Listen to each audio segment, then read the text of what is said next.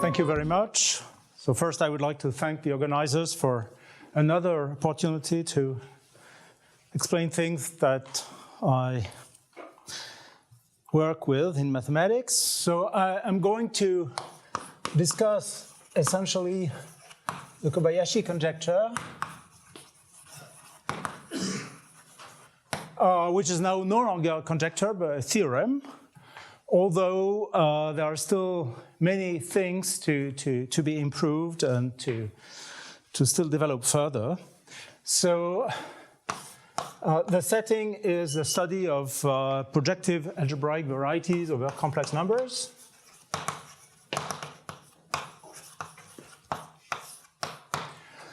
And one considers entire curves.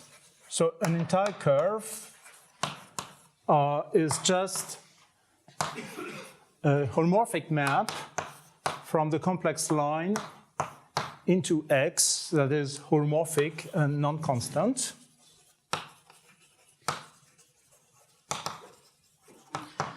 And by definition,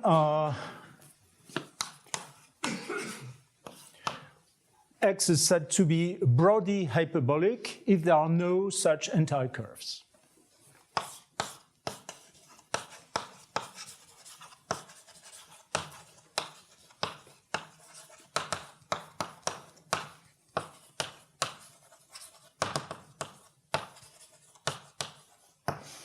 And it is well known, because X is compact, that Brody hyperbolicity is equivalent to Kobayashi hyperbolicity in the sense of Kobayashi metric.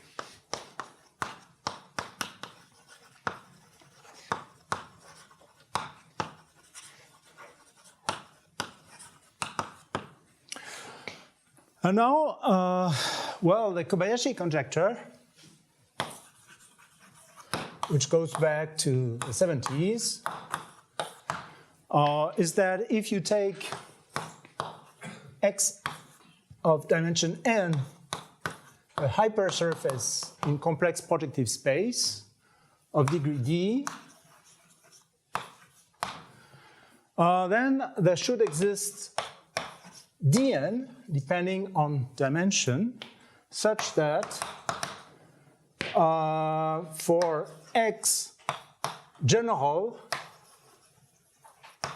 meaning a point in a Zariski open set in the parameter space of hypersurfaces, and degree d, at least dn, then X should be hyperbolic in either sense. And so what are the expectations for this dn?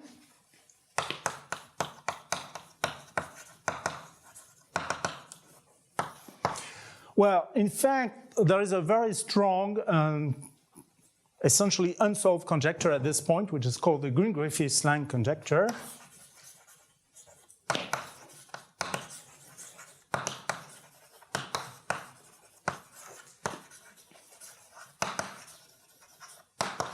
Which tells that if X is of general type,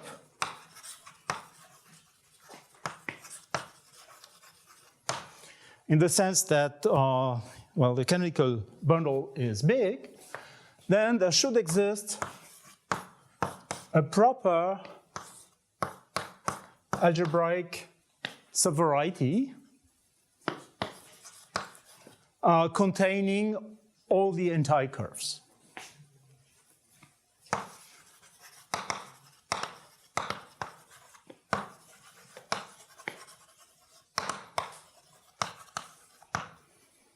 And in fact, it is expected that this is equivalent.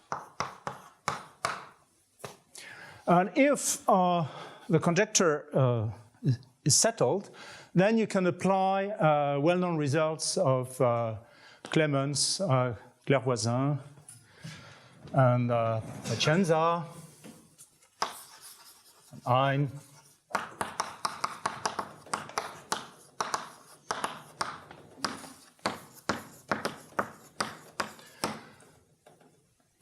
And then, in fact, using these results, you can convert the problem into a purely algebraic characterization. So you would have the following characterization of hyperbolicity for projective varieties. So X would be Kobayashi hyperbolic if and only if for every algebraic subvariety in X, then Y is of general type.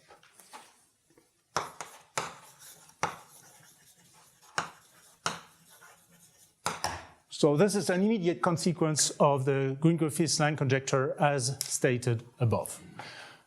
Because the condition, this condition has been solved, it's purely algebraic, by Clemens, Hein, Voisin, and Pacienza, and we know when a general hypersurface satisfies this, and it follows that you can take, in fact, D1 to be 4.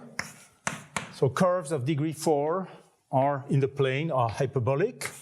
Dn would be 2n plus 1 for n between 2 and 4, and you would have dn equal to n for n at least 5. These bounds would be optimal. So for a general hypersurface or a very general hypersurface?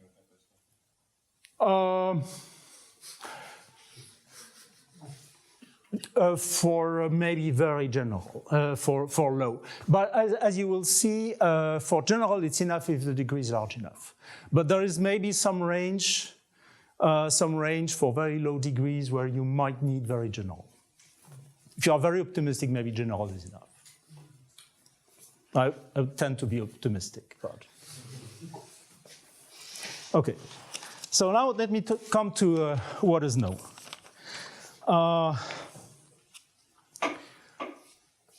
So proof of the Kobayashi conjecture. So I should say proofs, because there are several proofs now.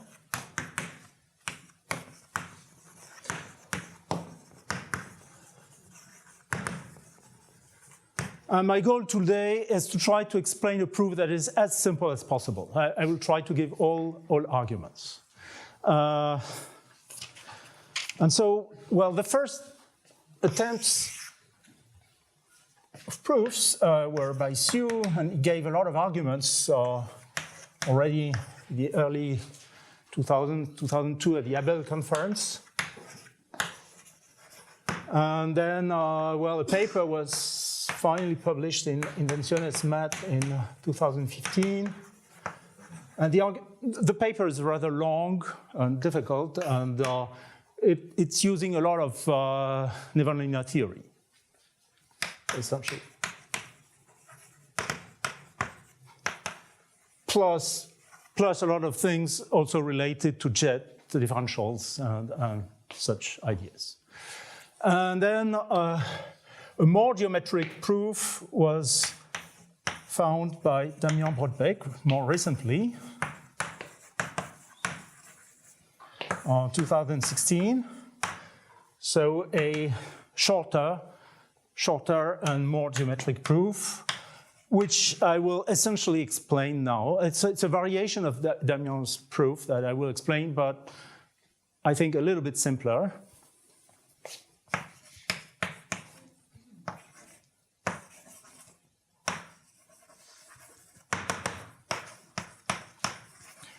In these two first proofs, there were no estimates of dn, so just existence of dn, but unspecified. But it turns out that the proof by Damien Brodbeck can be made effective. Then Yadeng, very shortly after paper of Brodbeck was posted on arXiv,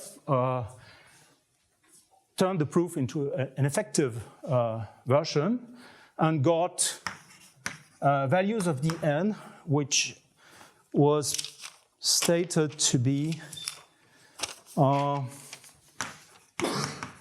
n plus 1 to the n plus 2 multiplied by n plus 2 to 2n plus 7, which is roughly something like n to the 3n plus 9. But it turns out that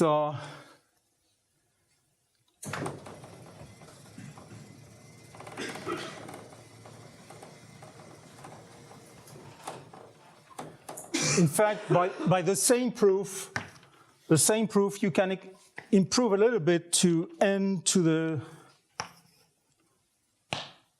2n plus 4, essentially, something like this.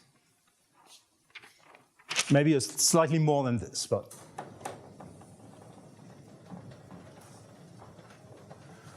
And the proof is based also on well, ideas that led to a solution of the Debar conjecture. And now I will present another variation of the argument, so a simpler variation, even simpler, I believe,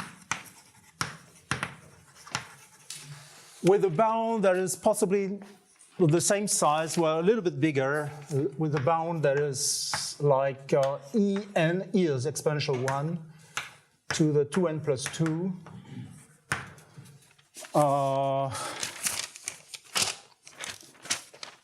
Well, something like this. But my guess is that you can still improve to better. I still don't know exactly what you can reach with this method, but certainly a little bit less. Okay, so what is the basic idea? So the idea is that entire curves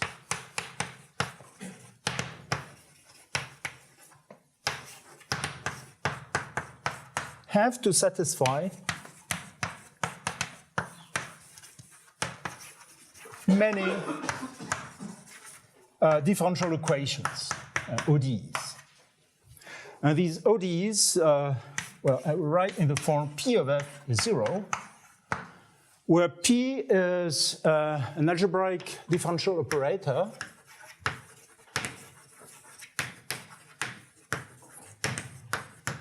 of the form sum of some coefficients, A alpha of f, multiplied, well, a polynomial in the derivatives. So you have the first derivative raised to some exponent, second derivative to some exponent, 2, etc., up to the case derivative to some exponent. And then you count the weighted degree, and the weighted degree is alpha 1 plus 2 alpha 2 plus k times the length of alpha k. So these are multi-indices, so it means polynomials. Here, of course, you write f locally as an n-tuple. And these are actually monomials in the components. And A alpha are just locally holomorphic coefficients on the ambient manifold X.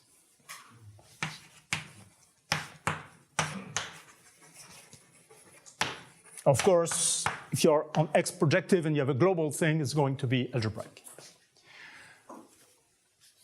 Okay. So now you have a further condition.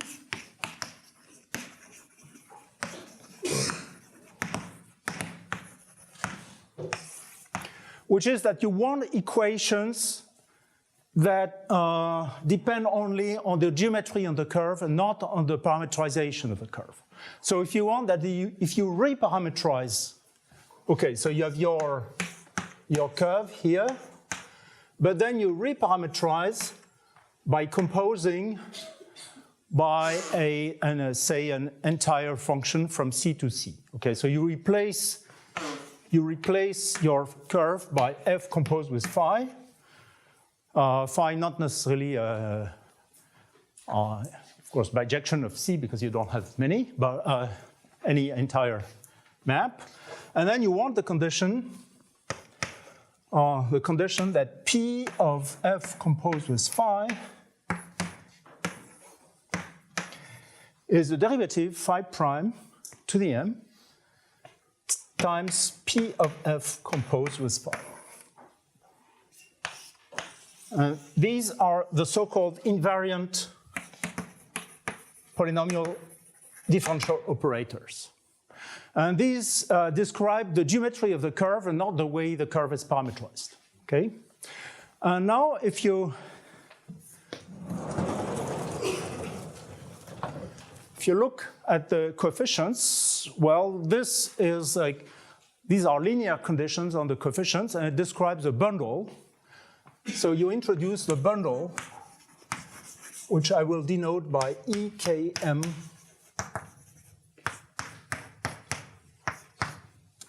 T star X. Well, because somehow there are tensors in the cotangent bundle of invariant algebraic differential operators.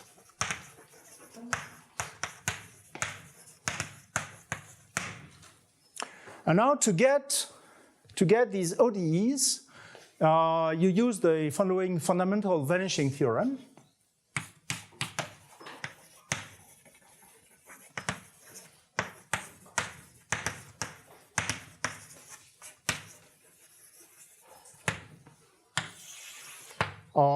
Actually, it was stated, well, it goes back to Bloch already in 1926 in some way, but in general form it was stated by Green-Griffiths, and then proved, the complete proof was given by Hsu and Young. Also, I wrote proof 95, somewhat different. The statement is that for every X projective algebraic,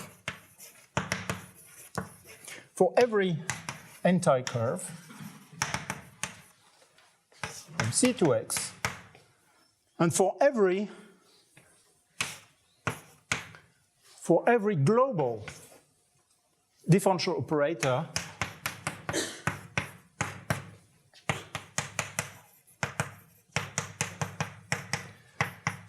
but then you have to take an operator that is zero on some ample divisor. So you should twist by O of minus A with A ample. So for every A ample line bundle, then if you take this data, then automatically P of F is zero.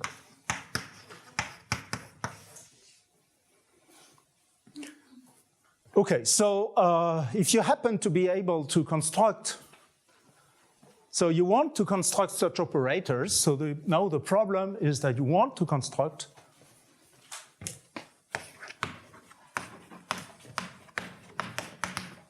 many sections in this bundle.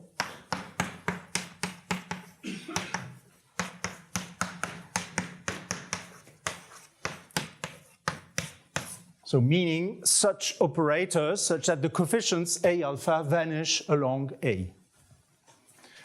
Okay, if you have such sections, automatically you get that the entire curves are solutions of a lot of differential equations. If there are enough differential equations, then possibly you can exclude the existence of entire curves. The question of base locus. Now you need the base locus, and you have to study the base locus.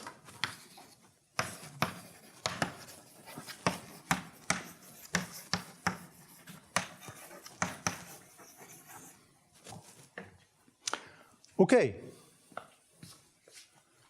so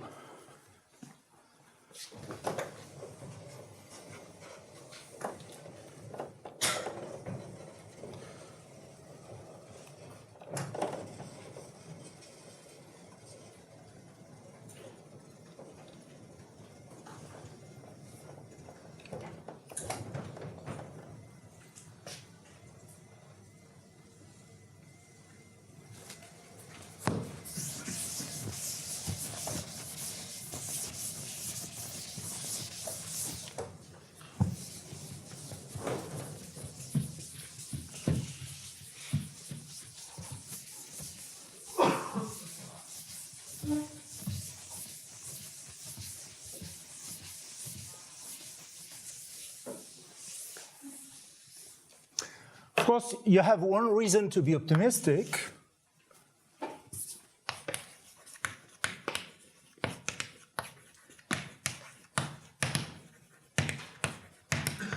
Especially in view of proving the Green-Griffiths line conjecture.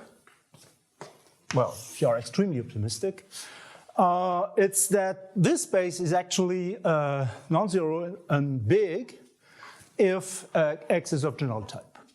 So a theorem I proved 2010, appeared in 2011. So if X is of general type, then, well, this has a lot of sections.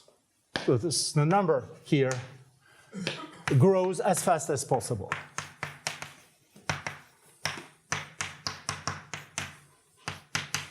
And this is large, and as large as possible, as possible,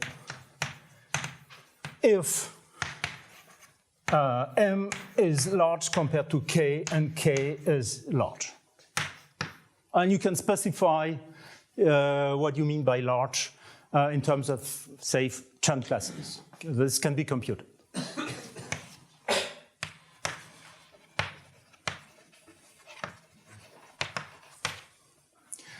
Okay, but they exist, but you don't have much control on them, and you don't have much control on the base locus. That's the main problem.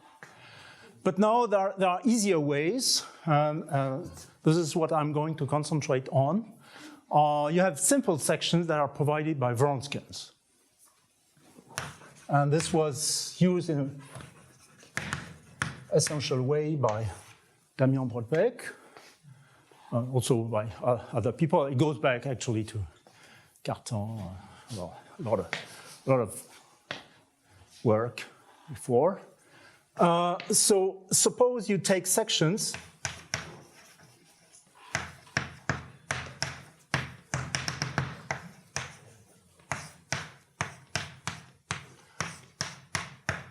of some L. So L is some auxiliary line bundle.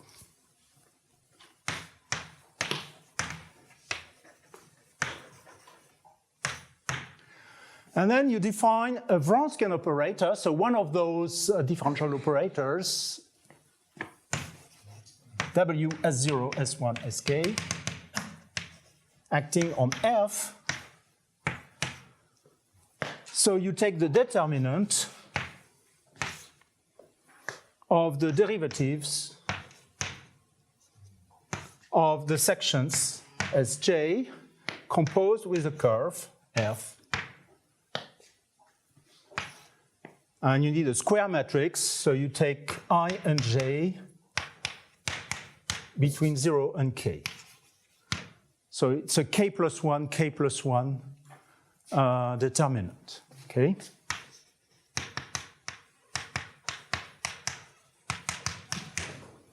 In fact, you can take, well, it's not needed necessarily that you take global sections, so you can take sections on some open set. So U, some open set in X. And then if you do this, you actually get a differential operator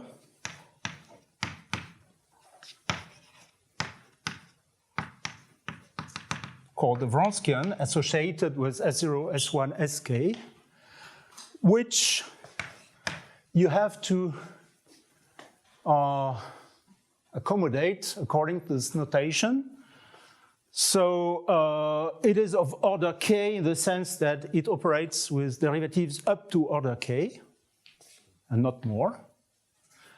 And the total degree, you take, for instance, the first diagonal. So you have the degree is the number of primes involved in the monomials. So the m here.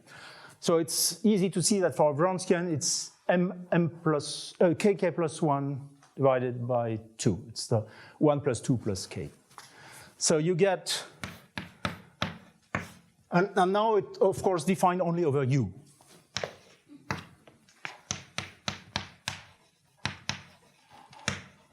So in Brodbeck's notation, k prime means k plus 1 divided by 2. But then it's not scalar valued. It's not scalar valued because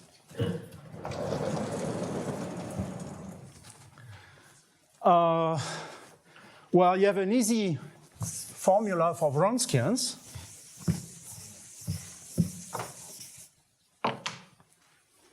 That if you multiply the sections by a function,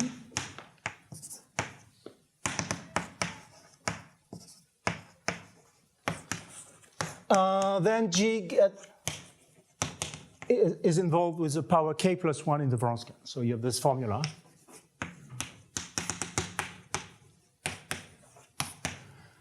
Which actually tells you that although you have to compute this in terms of coordinates, possibly, actually the formula will be independent of coordinates, but it will tell you that actually it gets its values in L to the k plus 1. So it's not scalar valued, but it's with values in the k plus 1 power of the auxiliary line bundle L. And of course, if you take U to be X, you do get a global section, but unfortunately, you are likely to get global sections only if you take L to be positive, say ample, and then the power that you get here will be also ample, which does not fit with the vanishing theorem because you need a negative here. So the only thing that you can do, so the next idea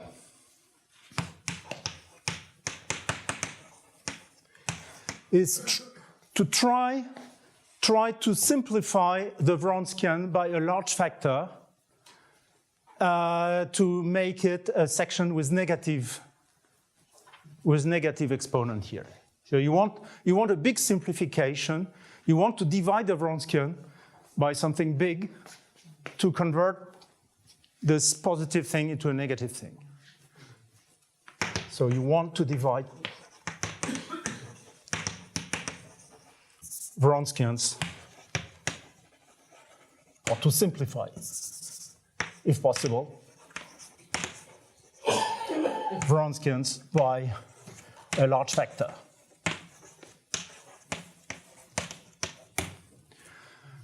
And let me first give you an easy example, which is the case of the Fermat hypersurface. So maybe here, yeah.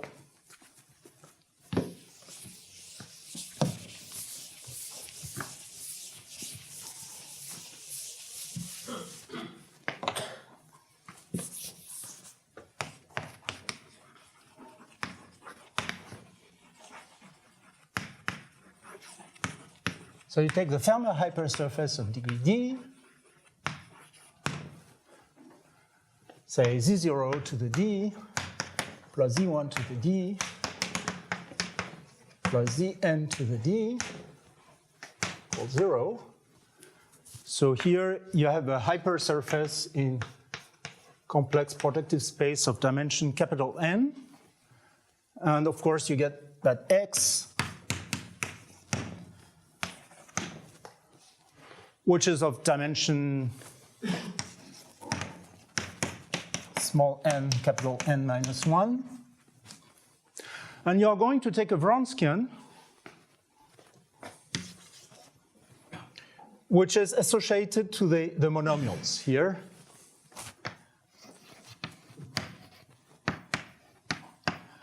But instead of going to the last one, you stop at Zn minus 1.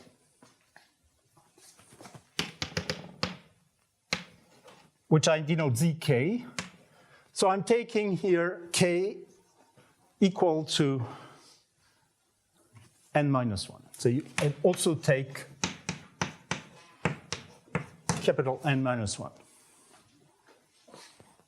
Okay, so this is just the determinant of the derivatives of Well, the components of the curve in homogeneous coordinates raised to power d. But of course, you take derivatives up to order k at most. So if d is large, this is divisible by fj to the d minus k. So this is divisible.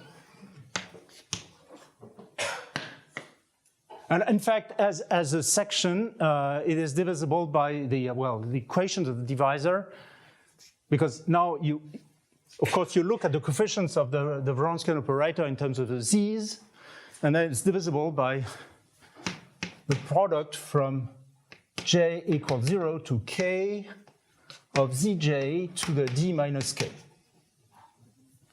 Okay? So now let's count what's left. So what's left, of course, then you divide. So 1 over product to k of zj to d minus k times this Vronskian.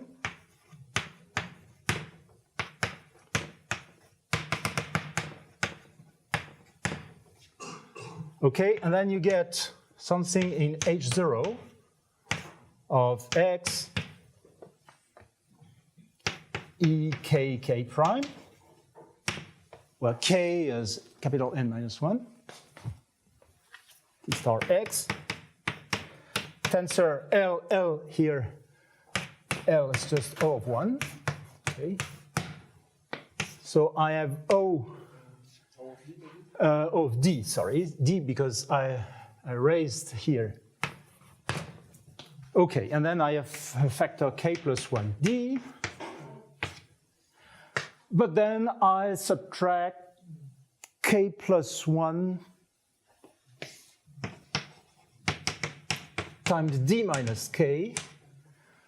So I am left with O of k plus 1.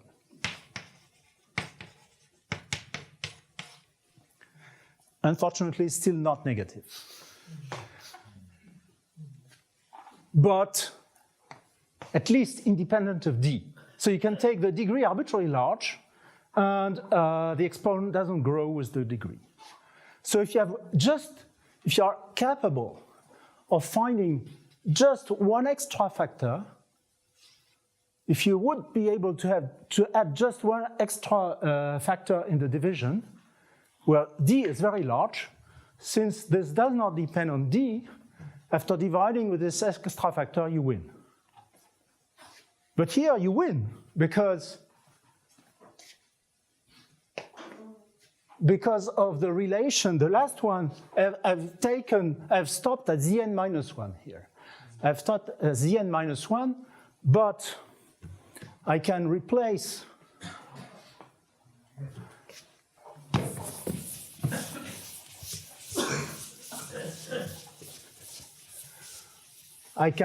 say, z0 to the d by minus z1 to the d plus zn to the d. And now in the Vronskian, starting with z0 to the d, I'm replacing the z0 to the d and using the linearity of the Vronskian. And then I get minus, well, all the other terms will vanish because they also appear here. So I get minus w z capital N to the d, and then z1 to the d, and then zn, zk, which is the same as zn minus 1. So it's also divisible by the extra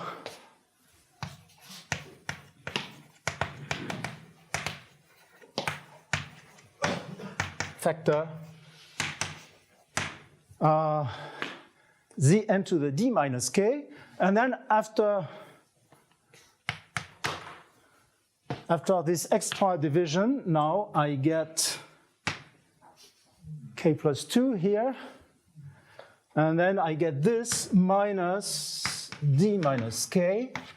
And now I win if d, so success if d is larger than k plus 2, and therefore d equal k plus 1 square is enough, and k plus 1 square is just capital N square.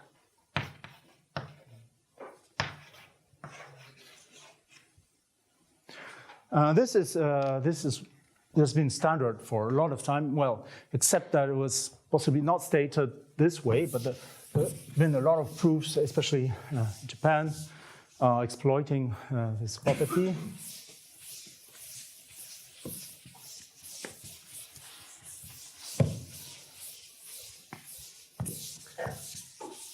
Has been worked especially by Jean-Pierre Noguchi, trying to find explicit examples of hyperbolic hypersurfaces with explicit coefficients and trying to improve the degrees. And then one of the, work with good degree, and actually this degree, what you do is, of course, the Fermat hypersurface is not hyperbolic, because the Fermat hypersurface contains a lot of rational curves.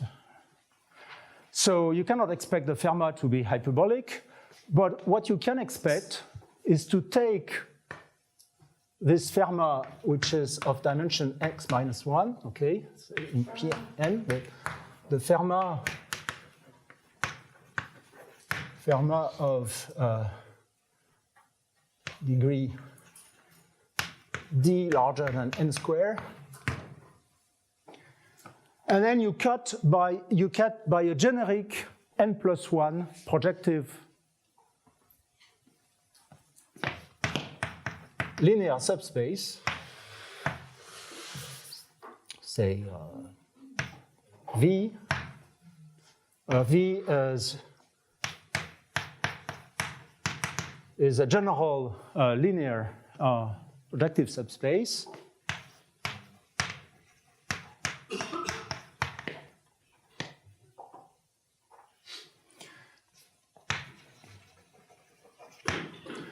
And then it turns out that you can eliminate, and you can essentially proceed by induction in that way, and you have a very cheap way.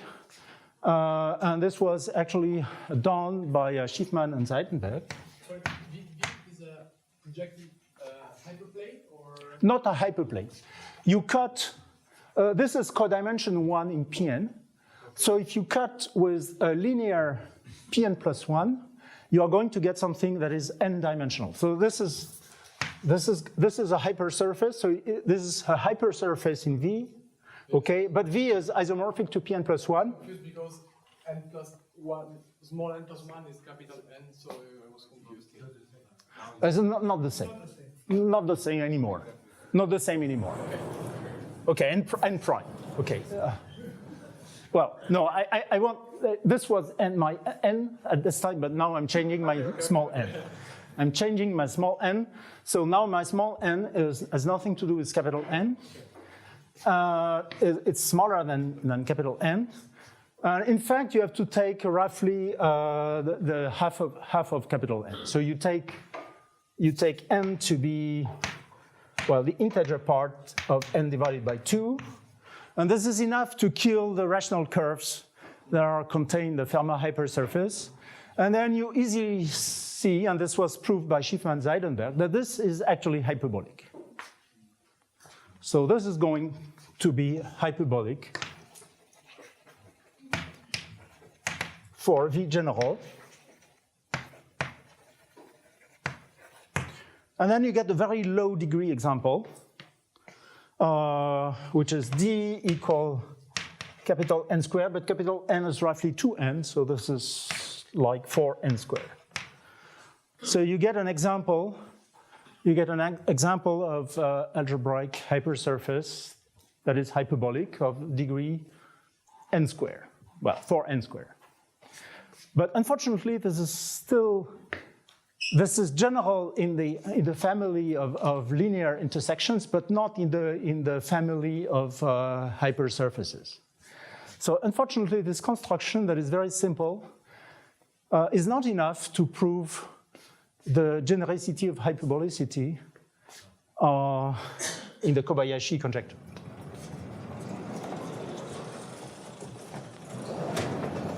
And in fact, the reason is that we have some sort of very exceptional geometry here, and we can argue with only one Wronskian. But to proceed further, we need more Wronskians.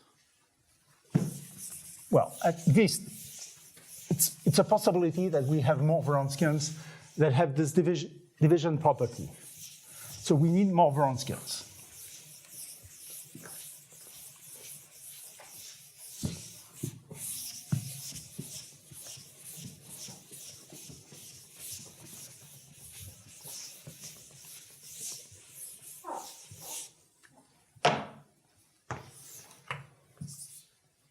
So we need more Wronskians with the divisibility property.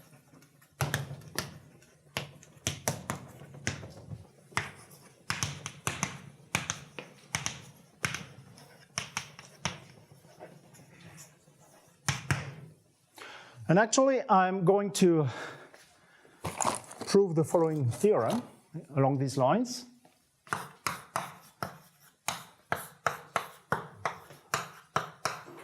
Well, it should be attributed to, well, the community rather than to me. I wrote the details, but the ideas were already there. Okay, so you take Z to be n+1 projective variety. So you're taking hypersurface not just in projective space, but in arbitrary projective variety, okay? And an A very ample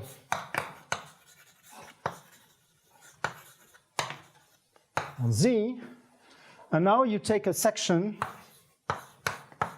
of degree D with respect to A on Z, and D is larger than, well, the number I gave you, En to the 2n plus 2. Well, you can improve a little bit. A general section, general. Then the hypersurface, which is just the zero divisor of sigma, of course smooth because A is very ample, is going to be a Kobayashi hyperbolic.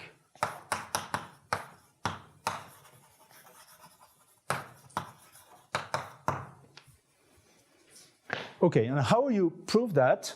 Well, you're going to specify a very good choice of section sigma 0 that has some a lot of Wronskians. So you're going to find a very good sigma 0 for which you have a lot of Wronskians, for which x0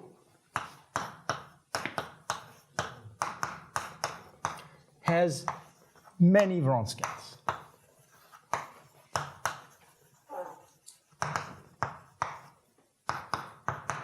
But I have to explain what I mean by many. Okay, so it turns out that, in fact, you have a general construction of what are called sample bundles. So I'm not going to define them. There are some jet differential bundles.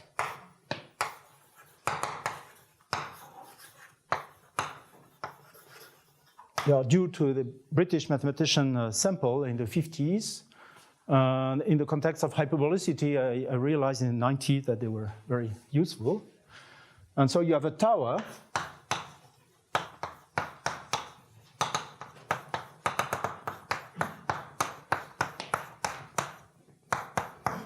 x0 is just a given. It's a given x, And then you have a tower, and the tower is a tower of Pn-1 bundles.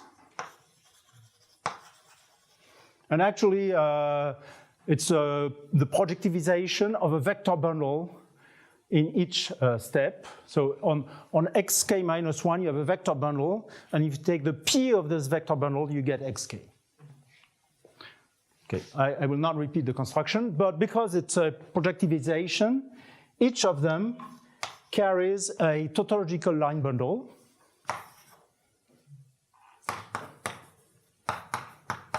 And similarly, you have a line bundle OX1 of 1, etc. And then it turns out that the bundle I've explained, EKM T star X, is just the direct image of the mth power of this line bundle on X. So let me denote by pi k the projection from xk to x0. Take the direct image of OXK of m. Well, this is established in my Santa Cruz notes 95. And, well, there were a lot of work also at the same time by other people, although it was done independently.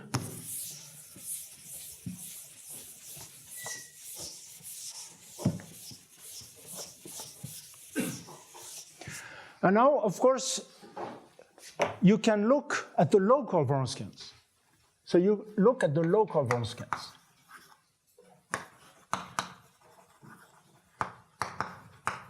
Local Wronskians, by this I mean that you take sections, say, well, in the trivial, you take sections S0, Sk, in some neighborhood of a point in OX. Just holomorphic functions. But of course, they exist only locally on a small neighborhood of a given point, say, x0 in X. And then you can construct sections of OXK of K prime associated with these. So you get the local Wronskians. They are only local. And by pulling back, they correspond to sections of OXK of X prime. So you get local sections of OXK of X prime,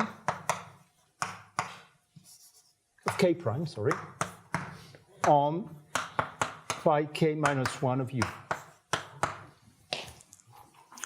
And it turns out that this bundle is not relatively generated by sections. It's only relatively big.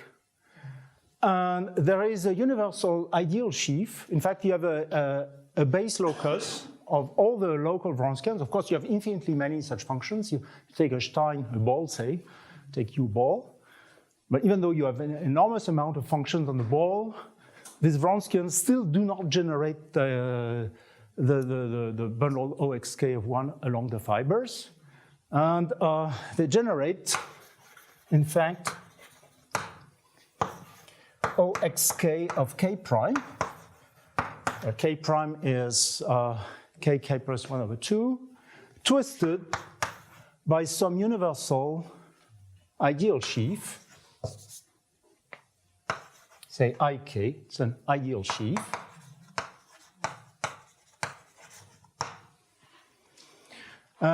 Whenever you take a Wronskian anyway, along the fibers, it's going to vanish according to this ideal. You cannot do better. This is the largest possible ideal that you get with Wronskians. There's no way you can get something that does not vanish.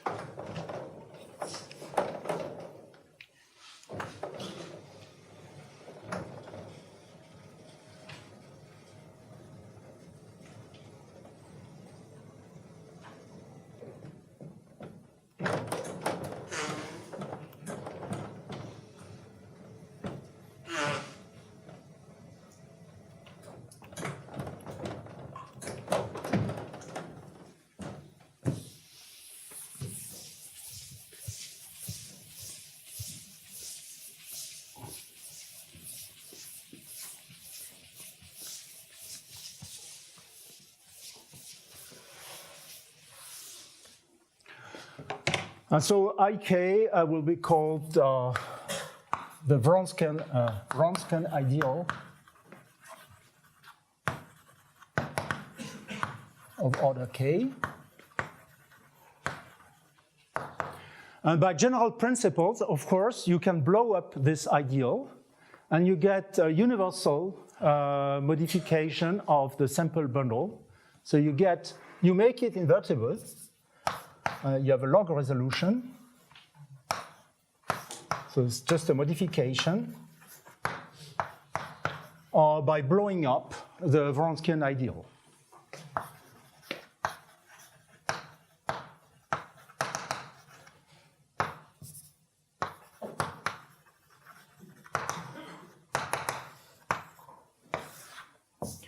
Okay, and now if you say, by mu k, this modification map, now if you pull back.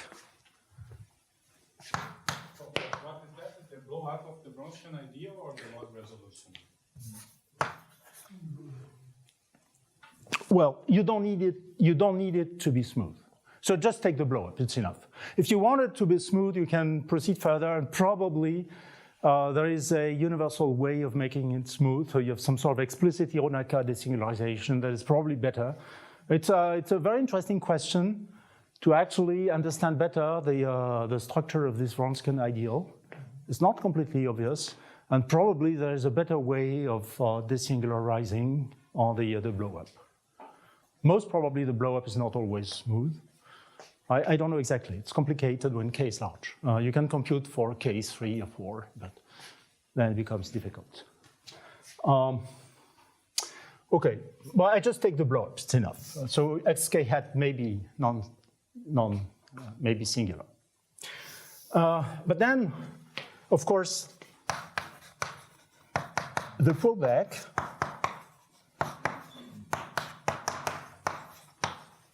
by construction now becomes an invertible sheaf and therefore is a line bundle. Okay. And now I can tell you what I mean by having many sections. I erased. Yeah. Yeah, many Vronskians. So many Vronskians mean that you have enough Vronskians to generate this line bundle after you go to the blow-up. So now many here means that Vronskians will generate LK. Global.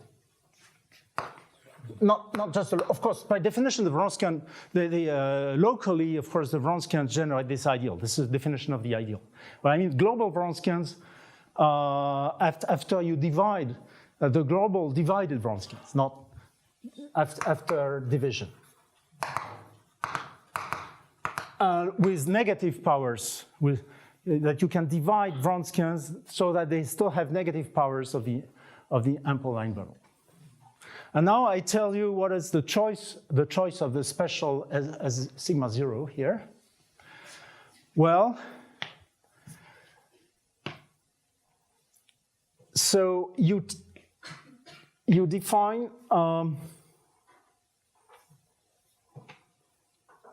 J to be a subset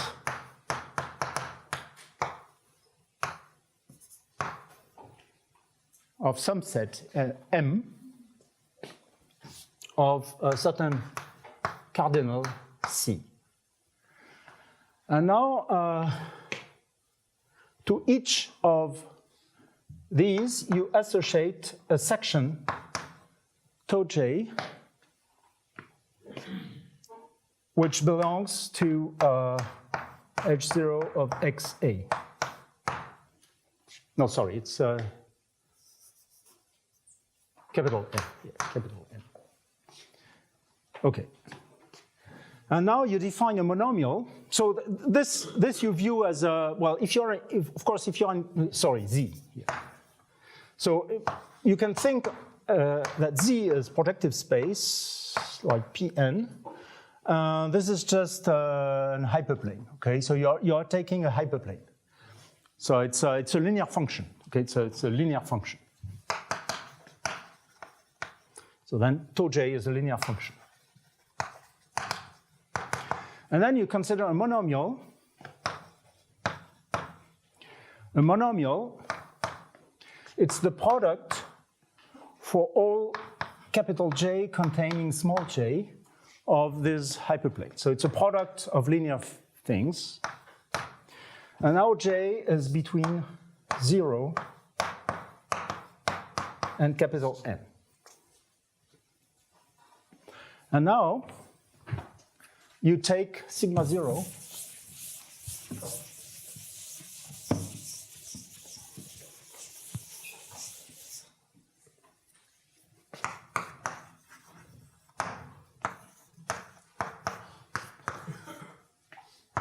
to be a sum of Aj, Mj power delta. Of course, this has degree c, okay, because j has length c, so this degree of Mj is c. So this has degree c delta, and you want something that completes to any degree. So you're going to take Aj to be in H0 x a, say, to the rho, and then the total degree of sigma 0 is rho plus c delta. And you are going to take, in fact, you are going to take c equal to small n, the dimension that you want. And you're going to take delta, which is roughly d over n, because c is roughly, and rho is going to be small, but still much bigger than n. So rho is going to be like n cubed, approximately. And of course, d is going to be very, very large. D is like, as I said, like n to the 2n or more, or 2n plus 2, something like this. So d is definitely very large. Delta is very large. And rho is just in between, okay? Now, what happens is that you consider the Wronskians, and I have to stop in one or 2 minutes. Even to your phone. Yeah.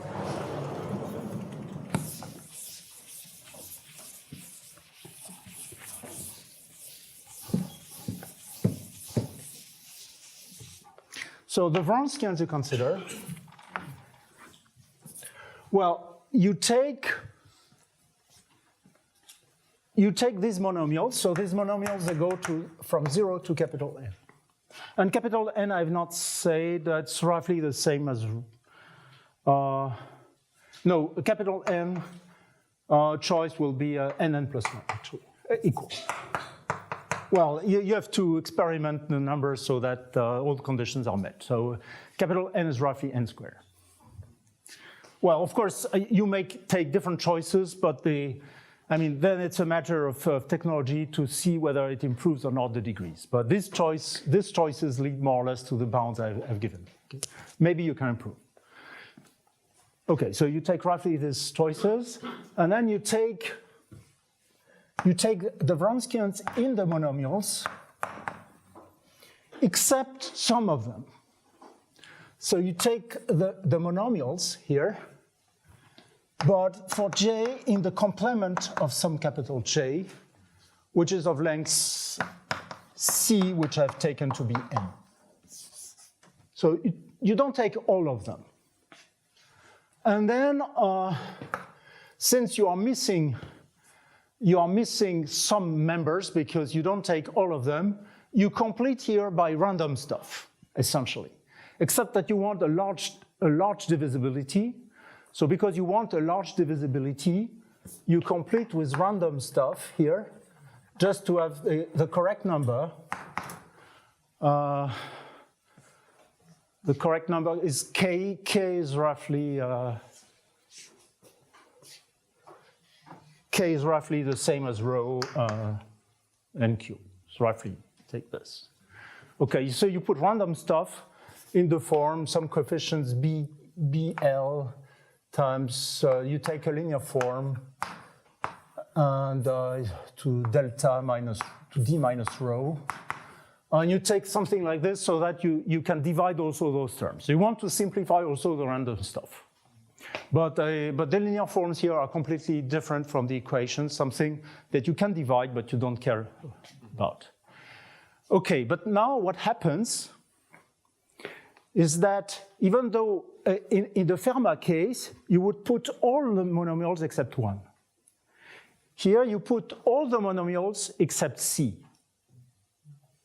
But it still works because the monomials, by construction, share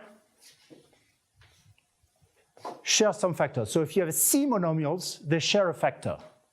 So although you don't have all of them, the ones that are missing share a factor. So you have the divisibility, essentially you have the divisibility by all these delta minus K and all this D minus rho minus K, but you also take the linear combination of those which are missing. So those which are missing, they still share a common factor. And in fact, you gain this extra factor that is needed to get a negative exponent. But then you do have many Wronskians.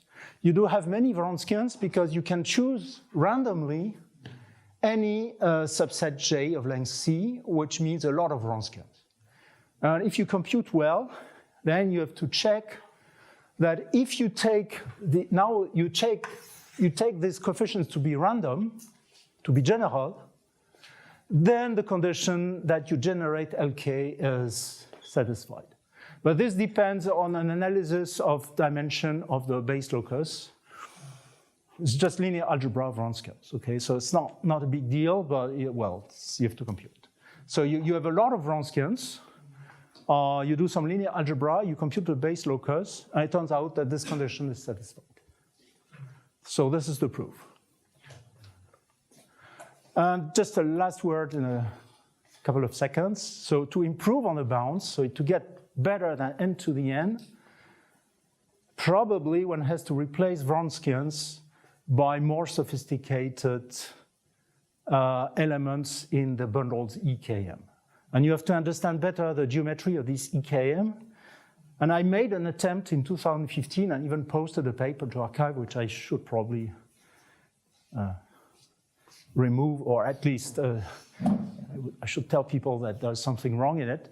Although I do believe that most of it is correct. Well, 99 is correct, but there's one wrong lemma. My hope is that this wrong lemma can be replaced by a more sophisticated lemma, which is weaker but still sufficient.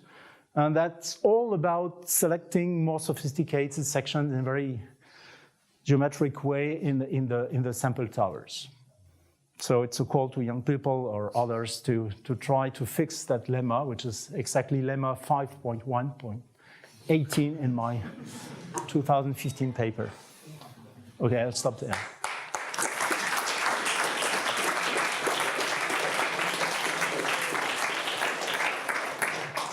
Okay, thank you very much, Jean-Pierre. Do you have any questions or comments? If yes, please wait because I have to bring you the microphone. I think I missed the one step in the proof. As far as understood, you construct some examples of Kobayashi hyperbolic hypersurface, but why the general one is also Kobayashi hyperbolic? Yeah, I should have explained that in your. It's a very good question to complete what I've said. Once you get a bundle, which I denoted by LK here, which is generated by sections, it is, of course, NIF. And then it turns out that the OXK of 1 is relatively big, and by a very easy lemma, you can twist by OXK of epsilons at each levels to make it actually relatively ample. But then a bundle, a Q-line bundle being ample, is a Zariski open condition. So once you have an example, so going from nef to ample is just a matter of a small perturbation of coefficients.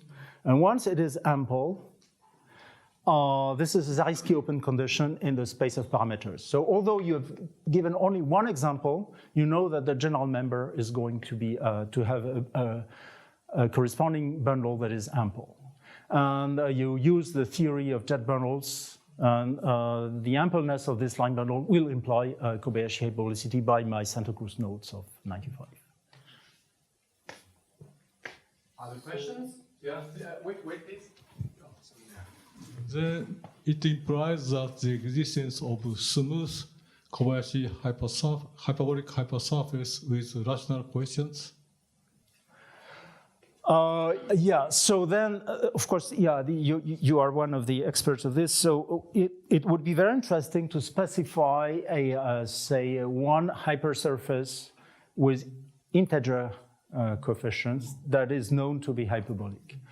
I guess that from the proof you can extract such an example by looking at heights of coefficients and so on, but you're going to get huge bounds. So getting a nice example is going to be challenging. But I guess you can extract from the proof. If you are extremely careful, it's going to be terrible to do. But I'm sure it can be done. The proof will give it, but in not very nice way, probably. Questions? So now there is a 30 minutes coffee break, and then we start again at, I don't know, then we start again at 4:30, and now we thanks Jean-Pierre again.